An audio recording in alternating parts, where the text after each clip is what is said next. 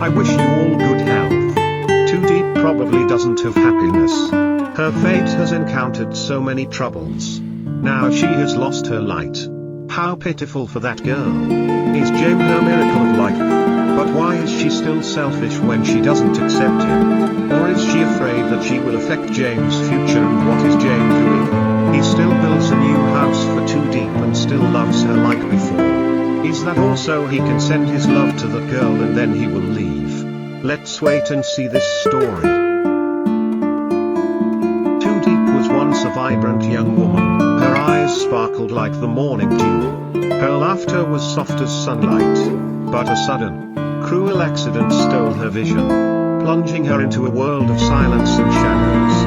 After the tragedy, Diep withdrew from the noise of the city, choosing instead to live in solitude at an old, worn-down farmhouse, once owned by the family of James, the only person who stayed by her side when the world turned away. James was quiet by nature. He wasn't the kind to speak of emotions or paint dreams with words. He worked in logistics and agricultural investments, often moving behind the scenes, orchestrating things others never even saw. But his heart beat steadily for Diep, and though he never said it aloud, everything he did revolved around her. He understood that Diep didn't need grand gestures or romantic speeches. What she needed was safety, peace, and someone who would show up, without needing to be asked. One day, after finishing a successful and discreet shipment across the border, James didn't celebrate or rest. Instead, he went straight to Duke, a friend who owned farmland, to look at a plot of land he had quietly scouted out. She doesn't want a city life, James explained. She doesn't want a big house or crowds. Just a small home, with a garden and quiet, where she can feel at peace. Duke showed him a tranquil plot, near a hill, surrounded by fruit trees, not far from town, and with fresh water nearby. But for James, it wasn't enough. He asked to expand the land, level the terrain, and even pay extra for any fruit trees that would need to be removed, anything to make the space safe and comfortable for her. He didn't negotiate.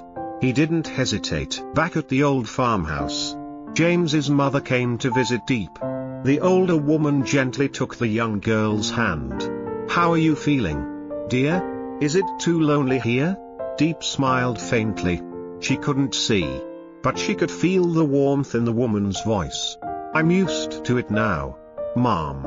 It reminds me of where I used to live." The mother hesitated, then softly said, "James wants to build you a new house. Still quiet. Still surrounded by trees. But closer to town. Would that be all right?"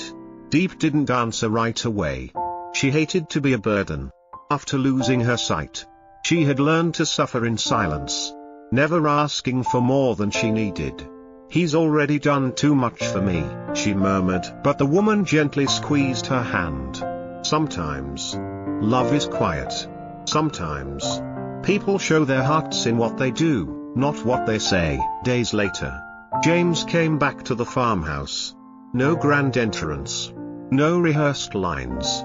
Just a quiet voice. "I found a place. With a garden. A pond. And the sweet pineapples you liked once. If you'd like, it can be your home." Diep's throat tightened. She couldn't see the look on his face, but she could feel the sincerity in his words.